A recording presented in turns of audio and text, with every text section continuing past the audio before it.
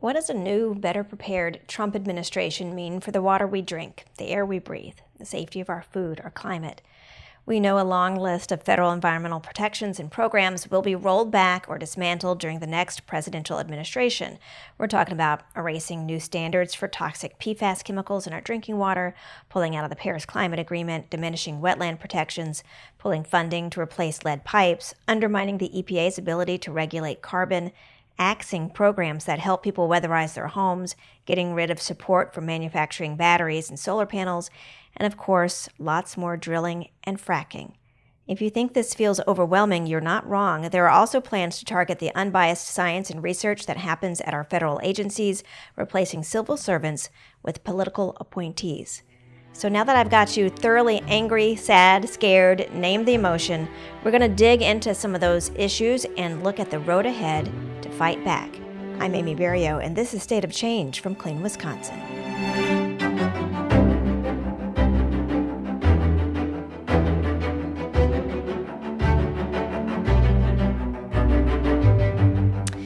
It's no secret environmental protections will be in the crosshairs come January. The question is, what are we going to do about it? Joining me are Clean Wisconsin attorneys Brett Cordy and Evan Feinauer. Thank you so much for being here. Thanks, Amy. Happy to be on the show. Yeah, great to be here. Thanks. Evan doesn't have the biggest smile on when he says great to be here because it's been a rough, I think, couple of days for anybody who cares about the environment. There's a lot of talk, concern, speculation about what a new Trump administration means for the environment. And I think a lot of that is focused on climate change. So Brett, I'll start with you. When you look back at the previous Trump administration and then the one that's coming, what are the first things that you expect will happen with respect to the United States, the federal government, and actions to take on climate change? So last time Trump was elected, one of the first things we saw was the U.S. pulling out of the Paris Climate Agreement. We also saw rollbacks on previously issued EPA rules that regulate GHG emissions from power plants. And those are just kind of the top of the line things that come to mind. It trickles down through almost every federal agency that you can think of. And all of those, progress that's been made in the last 4 years is certainly at risk. So let's talk about that a little bit more, the pulling out of the Paris Agreement. I'm not sure if everybody, really knows what the implications of that would be. When you explain to somebody why that is significant, what do you say? So right now, the Paris Agreement includes 194 countries. That's including the U.S. for the moment. And that only excludes 3. That list is Iran, Libya, and Yemen. So 3 major oil-producing countries in the Middle East that aren't part of it. But what the Paris Agreement does is brings together the global community, and countries set individual climate targets based on what's available to them, where they're at in their own economic development. And as a global community, the Paris Agreement and the signatories are working towards limiting global warming to 1.5 or 2 degrees Celsius by 2050. And that's the inflection point that scientists have said, that's where we need to be to avoid the worst impacts of climate change, everything from drought and displacement of populations, sea level rise, all of it. So with the U.S. not being a part of that, it would really abdicate the U.S.'s leadership on these issues from a global perspective. Like I said, 98% of countries are a part of this, and if the U.S. isn't there, doesn't have a seat at the table, it's going to undermine efforts from other countries that may be worried about being competitive economically, and it just doesn't show the kind of leadership that we know Americans want from their elected officials on this issue. So I think, you've heard already a lot of drill, baby, drill, frack, baby, frack kind of language coming out of the Trump campaign and future Trump administration. But I think soon you're going to hear, well, this is what Americans want. We have a mandate to drill more, to move away from EVs, to pull out of the Paris Agreement. Evan, feel free to chime in here too. What's your reaction to this kind of mandate language that we're going to be hearing? I think it's just fundamentally factually wrong. I think that that's what the oil and gas industry would like to be true, that this is somehow representing a change in position of the American people on the need to do a quick energy transition. Nothing's changed. Most people understand that climate change is a huge problem and that we need to be getting off fossil fuels sooner rather than later. The people who don't want that to happen, the oil and gas industry, rather famously, it was reported during the campaign, met with then candidate Trump, and he said, "Give me $1 billion to my campaign, and I'll give you everything you want." Well, that's what we should expect to see happen now. But what they can't do is pretend like this is what the American people want. We just know that. We know that from so many surveys and other things that have happened, that climate change is important to people and they want to see continued action on it. So we're on the right side of history on this. We're on the right side of the policy preferences of the American people, and we can't let anybody get confused about that now. Talk about action around climate change. The Biden administration famously passed the biggest investment to fight climate change in American history, called the Inflation Reduction Act. And we've seen a lot of federal investments coming to support manufacture of EV batteries, to support large-scale wind and solar, supporting kind of home actions like installing rooftop solar, better insulation, things like that. And so the question that we're hearing now is, what's going to happen to the IRA, that big federal investment to fight climate change? Brett, what do you kind of see as the things that may get pushed back or rolled back, and the things that have a likelihood or at least a chance of staying? So the Trump campaign has talked about repealing the IRA. There's also the bipartisan infrastructure law that had a lot of great climate investments in it. I'm not so sure about it, that Congress would do that. I hope they won't. We've seen millions, billions of dollars in investment being made all across the country in clean energy. These projects, this money is going to people all across the political spectrum, tons of people that are represented by Republicans in Congress. For example, just in Wisconsin, since the IRA was passed in 2022, there's been over $920 million in investment just in Wisconsin in climate and clean energy projects. That's all spurred by the Inflation Reduction Act. So it's leveraging private investment. It's allowing us to produce the things we need to facilitate the green energy transition here in the United States. It goes back to the leadership point I was making with the Paris Agreement. The IRA and the associated bills were passed not only to address climate change, but as jobs acts, as ways to help spur the U.S. economy and make the clean energy transition something that is benefiting Americans all across the country. So what we've done is, we're trying to do more of that manufacturing for solar panels or other parts we need here domestically. We're trying to have a homegrown workforce that's giving people good paying jobs to be able to facilitate these projects. And we're seeing it happen. We're seeing it work. I think it would be a real mistake for a Republican-led Congress to pull the rug out from underneath that investment. There's tons more money that's supposed to be coming out through the program. And I really question whether some of these Republican representatives in Congress or senators would really like to see that investment be ripped away from their own constituents. So we'll see what happens. It's certainly on my mind. And again, I think when you think about it from the economic perspective and what it's done to help the economy recover from COVID and other things, address offshoring of manufacturing jobs, it's trying to address all those things. So hopefully folks see the benefits and encourage their elected officials to keep it in place.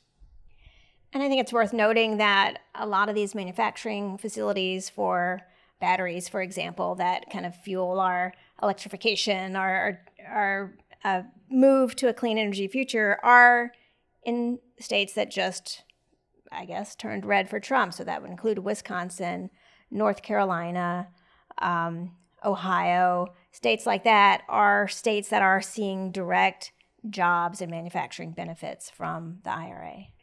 I know we were talking a little bit earlier about, okay, so if the IRA is kind of stripped away or dismantled, or the portions that can be stopped are stopped, it doesn't mean that the clean energy transition is going to stop globally. It just means that we won't be a big player anymore. And there was some discussion about China and what's going to happen if we step away from this manufacturing of the clean energy components. What do you see happening there? Yeah, so one of the few things that there seems to be a bipartisan consensus on in Washington is the need to posture our country and our economy in a very particular way with regard to China. And that's why you saw support for things like the CHIPS Act on microprocessors and things like that. And the idea here basically is, look, other countries in South America and Asia and Europe, they're going to want solar panels, they're going to want batteries, they're going to want electric vehicles. They're going to be made somewhere.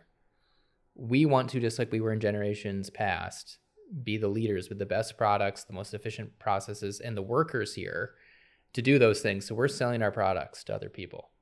And the fear is if we don't keep these incentives in place to build those products here and have those jobs here, we're basically completely just forfeiting the game and letting China win, because they're going to keep pushing on this. They're investing tons of money in this. It's unbelievable the amount of money that government is putting into trying to win the energy transition. Even while they're still burning coal and building all kinds of dirty stuff, they understand where the future's headed. And it'd be a real missed opportunity and a real mistake to just give up now on that. I'd like to just add, solar is the cheapest way to generate energy today, no matter what. And I don't think that we're necessarily going to see a step back from that from utilities and other people planning what the grid's going to look like. They have a mandate to do the most cost-effective thing for their customers in many cases. So we're going to continue to see solar be a major factor in how we get our electricity. So it just goes back to that question Evan was addressing, like, where do we want the benefits of those projects to be? Do we want them to be here in manufacturing communities and with our own workforce, or do we want to see that offshored? And I think everyone should see the benefit in continuing to encourage those projects to be, mostly manufactured, built here for our benefit. So I guess there's a chance that parts of the IRA could make it through a Trump administration. Looking at kind of the other side of energy, and that's energy production here in the U.S., the EPA has taken steps to regulate carbon emissions, to encourage energy utilities to leave coal behind, particularly, and gas, and start to transition to this clean energy future that we know we need. And I think that is a place where we could see some real changes. The EPA, its ability to even regulate carbon as a pollutant. What are some of the kind of red flags or concerns that you're seeing right now? Yeah, certainly I think that the Biden-Harris administration power plant rules would be on the chopping block under a Trump EPA. The question about whether they can regulate carbon or have to regulate GHG emissions is a little bit separate. That's right now enshrined in Supreme Court precedent that indeed greenhouse gases are a pollutant that are covered by the Clean Air Act. So that takes a little bit more work if anyone's going to try to roll that back. But we do expect to see the power plant rules rescinded. Again, it comes back to the economics. Coal is still the most expensive way that we can get energy if you're not considering nuclear. So I'm not as concerned that coal is going to stay online. I think this may be a road bump in getting the rest of our coal retired, but ultimately I think the economic factors are gonna force it out. And folks are aware of how bad coal is for the communities where it's burned, and I hope that ship is fully sailed. We could see more emphasis on methane gas plants as generation source, given this, the Biden-Harris rules would have required co-firing with clean hydrogen or capacity factors that would limit the amount of methane that's being burned. But, we have other pieces of our government, other parts of the bureaucracy and ways that, Americans govern themselves. That includes states. We've seen a lot of new positive action from some states in the last, 4-8 years on passing their own clean energy goals. Those are going to stay in place. The utilities operating in those states will still need to meet those requirements. And ultimately, utilities are beholden to their customers. And if folks can make it clear that they want to be getting their energy from clean sources, hopefully we won't see too much backtracking. And it goes back to what we were talking about before. Is the U.S. going to seize the opportunity that the clean energy transition presents for the economy, for manufacturing, or are we going to keep clinging to dirty, outdated technology that puts us behind in both the environment and economically? I think people's minds are in this place around climate change because there's been so much talk about from the Trump campaign about what could happen in terms of doing more drilling, more oil, more gas. But there's a whole different side or other side to the work at Clean Wisconsin, and that's on the water side. And there hasn't been so much talk from the Trump administration or the incoming administration about what might happen to water, but I think we're going to see some of these similar kinds of rollbacks. For instance, PFAS. We just got environmental regulations from the EPA to regulate PFAS levels in drinking water from municipalities, and we expect that to go. Evan, what else are you kind of seeing in terms of the risks to our water in the next administration? Yeah, and I'll just start with, with the PFAS one. That's a big one. EPA did a great job of going through a very thorough process to arrive at the numeric limit that's allowed for PFAS in drinking water. They set a nice low number that's representative of the best available science on what's needed to protect health. The Trump administration, I imagine, will try to pull that rule back and put out something either that's way more lenient or they just will repeal it full scale. Relating to PFAS too, the Biden administration did a rule to classify PFAS as a hazardous substance for purposes of CERCLA. It's, the Superfund rule. So this is for cleaning up sites that have contamination. Most folks think that they'll revisit that, which is a euphemism for saying that rule could be deleted as well. So not just PFAS in the drinking water, but PFAS in lands that are contaminated. Both of that could go from being regulated to unregulated here pretty quick. There's also in drinking water, we got to be worried about lead as always. The Biden administration did something that public health officials and environmentalists and families have been clamoring for a long time, which was finally putting out a rule that required water systems to get rid of the lead service lines that contaminate drinking water with lead. And the reason this is so important is because that's the only permanent solution to this. And we know where the lead service lines are. We know we got a lot of them. We know it's expensive, but we had a mandate to replace them. We have money in the bipartisan infrastructure law to do that now.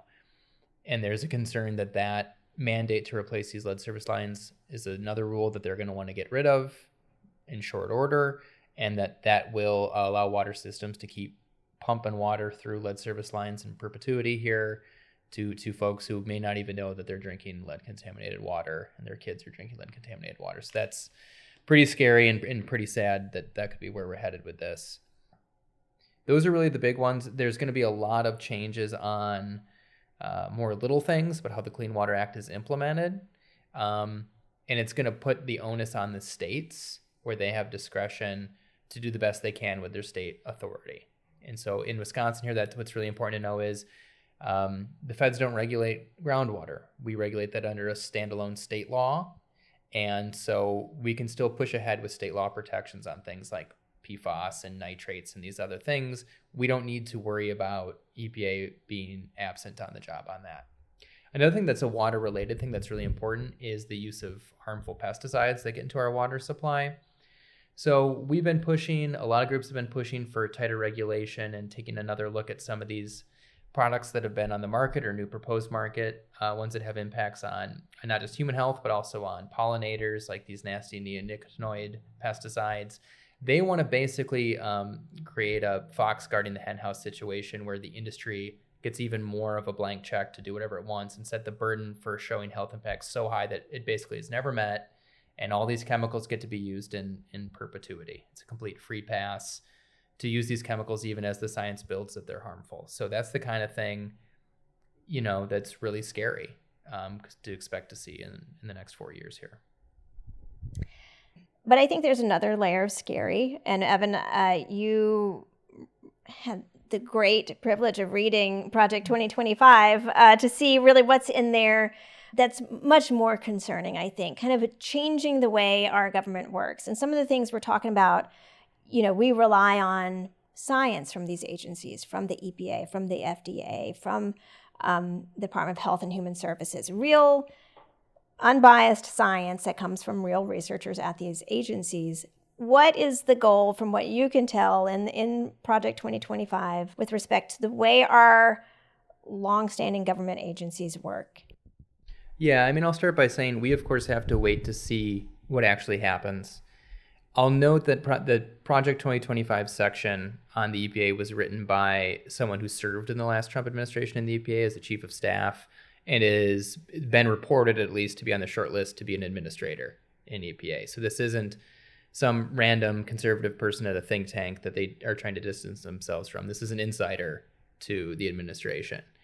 And it includes a long list of things, which when you read them, they don't sound so bad, or maybe they sound good even, but you have to put on your George Orwell 1984 glasses, when you read this stuff, because it's all doublespeak and it's all often inverted of what they really mean. So they'll often talk about things like I was talking about with pesticide regulation. We're going to have, unbiased science. What they mean by that is science from the people who make the chemicals. They don't want neutral and third-party scientists weighing in with peer-reviewed studies because they view that as biased, because scientists, they believe, have a liberal agenda. So you have to look at it through the lens that that's what they're talking about. It is really an effort to privilege loyalty to the president and the president's agenda over expertise, experience, and scientific ability and education. This takes a bunch of different forms. They want to get managers in there as opposed to scientists. They want to just completely cut funding for all kinds of research and science programs, if not eliminate them altogether. They want to completely get rid of certain programs. Project 2025 calls for the National Oceanic and Atmospheric Association, or NOAA, which does a lot of our climate change research, to be broken up into pieces and vastly reduced into nothing. So they, this is, and they want to appoint people to run these agencies that are all climate deniers. So what you can expect to see is basically the federal government either being silent as to these issues or saying stuff that's actually just not in keeping with the scientific consensus on these issues, which is going to be really scary because we're going to be in a place where people won't be able to listen to the federal government and think what they're saying on these things that we have previously treated as nonpartisan, just questions of science, and know whether or not they can trust them. There's even stuff that I would describe as being even kind of scarier and more pernicious that is harder for folks out in the public to know is going on. So there's this conversation around, can they alter the civil service protections for these employees so that they can either be fired and replaced with political appointees, again, who are people who are pre-selected to be in keeping with the Trump agenda, or leave them there but keep them in constant fear of retaliation for doing their jobs and telling the truth. We saw last Trump administration that a lot of people they attempted to punish, and some of these civil service protections prevented it from happening. It's not clear that they can do this legally, but we heard Trump's running mate, J.D. Vance, say, well, we'll do it, and if the court says it's illegal, we'll tell them, well, enforce your order. We'll just lay these people off anyway. So the fullest, scariest version of this really is a purge, frankly, of objective science from these agencies in replacement with party loyalists, that's the worst case scenario. I hope that doesn't happen. I hope that that's posturing that they're making in this document that isn't going to come to fruition. But the effect of this would be a complete grinding to a halt of the proper function of these agencies, which, by the way, wouldn't just be, oh, we're no longer getting good, accurate climate science. It would be permits aren't being processed very quickly. All the services that these agencies provide would grind to a halt because, frankly, you'd be replacing competence with incompetence. Yeah, so that's, it's something that's hard for even me to figure out what we can do, right? And that's what we're basically doing right now at Clean Wisconsin. We're kind of figuring out, okay, what are the pieces that we can take on right now? What are we seeing happening? How are we going to be nimble enough to keep protections in place? And so, Brett, I think, as someone who works on climate issues day in and day out, even to the point where, you're working on things that most people aren't even thinking about, like, gas generators and how do we make this clean energy transition and get off of fossil fuels. Line 5, you work on all the time. What are you seeing as the most important work that's right in front of you right now? That's a tough one. Clearly, there will be some defense of environmental, protections to play. We've seen it before, not just the previous Trump administration, but you can go back at least a few administrations before that, where there's kind of this ping pong of regulatory priorities or positions that some of our agencies are taking. So it's not uncharted territory, but certainly, some of our resources are going to have to be put into that defensive work, protecting progress that we've made, especially under the Biden-Harris administration. Things, that are in statute or go back further than that can be a little bit trickier for a new administration to undo. But I think there's so much work to be done in so many different venues. There's state public utility commissions, our PSC here in Wisconsin. There's state DNRs, state wildlife agencies, state agricultural agencies, and city governments. All of the different ways that the government provides for the citizenry, they're at every level responsive to their constituents. So I think if we start to see a lot of these rollbacks that we're expecting, it's incumbent on folks to speak up, regardless of their political affiliations. If you care about the environment, if you care about the United States being a leader on climate action, make it be known to everyone who is answerable to you as a constituent. A lot of the work will kind of continue. We do a lot of work at the state level at Clean Wisconsin, and there's a ton of work to do there. There has been the last 4 years, and there will continue to be. So, I don't know. Evan and I won't be bored. I can tell you that much. Thank goodness. We were talking about, the three of us before we started recording. When you looked at the polls leading to the election, climate change as an issue was low, right? What are your top issues? Well, climate change was down there. I think it was well out of the top 10, probably out of the top 15. And I often think that people don't tend to really care about the environment until it kind of slaps them in the face, until they have pollution in their backyard, until they're breathing in smokestack pollution, or they've got PFAS in their water, or they've got flooding or fires from climate change. That's when they start to care at that high level. So I guess, what would you tell people who, presumably this audience does already care at that high level? What would you tell them to kind of look out for or be prepared to do here in the next, I'd say, 6 months to a year, if not longer, as we see some of these things happening? I think it also helps if folks can talk to people in their life. If you're listening to this, you probably consider climate change an important issue that needs to be addressed. As you said, Amy, we saw it pretty far down on the list in exit polling. So help people understand, talk to them about ways that it impacts their health, their natural places that they care about, their livelihoods.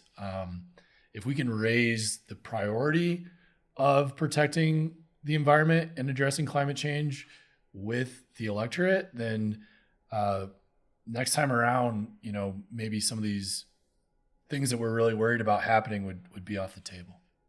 So I think, we were talking about when people are fearful, are worried, are angry, they have a tendency just to shut down, to, check out of the political system, of the fight, of the struggle to protect the environment, just to, kind of wallow in the sad feelings and then try to shut it all out. What's your reaction to that, or what do you want to say to those folks who might be listening?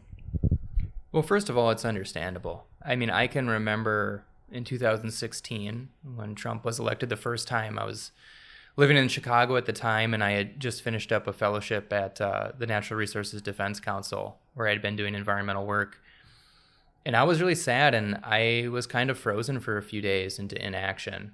And I didn't really have that reaction this time, and I've been trying to think about why and what's changed in my life and how I view the world and just where I'm at. And I think part of it is I'm older now, and I have experience working, and I've had kids, and I have 2 small kids at home, and anybody with small kids knows that it doesn't matter if you're sick or sad, you gotta talk them into putting their shoes on to go to school in the morning. And I'm done now being sad or angry. It's always frustrating to have to deal with these lies and this nonsense, but I want people to understand that Clean Wisconsin and everybody here is ready. We've been thinking about this. We have plans that we're putting into place to try to get as many wins as we possibly can over the next 4 years, overcoming these challenges, being strategic, and doing whatever it takes for as long as it takes to win in this difficult environment. And part of the reason is because we know that there's so many people out there that depend on us. There's so many places and people and things that we love that need us to prevail. When, as a lawyer, I get to go into court and make my appearances in front of the judge, it is one of the great privileges of my life that I get to say, Your Honor, my name's Evan Feinor, and I'm here on behalf of Clean Wisconsin and our members across the state, because I feel the power and the enthusiasm and the shared values that all of our members have and everybody who needs us to be doing this work. And it's buoying and it's motivating, and we're going to need that for one another over the next 4 years. But know that Clean Wisconsin is going to be your voice and be your champion, and we're going to do whatever it takes no matter the situation we find ourselves in. We're not giving up. We're as focused as ever. We need your help, but we're never going to stop fighting. I will say I do feel better after being here in the office around all of you, understanding that fighting for what we all know is important takes a very incremental, piece by piece, smart approach that we're all kind of digging into right now. What's next? So I appreciate your work and for talking with me today. Brett, Evan, thank you so much. Thanks, Amy. Thank you. To find out more about the environmental issues you care about, log on to our website, cleanwisconsin.org. I'm Amy Barrio, and you've been listening to State of Change, powered by Clean Wisconsin.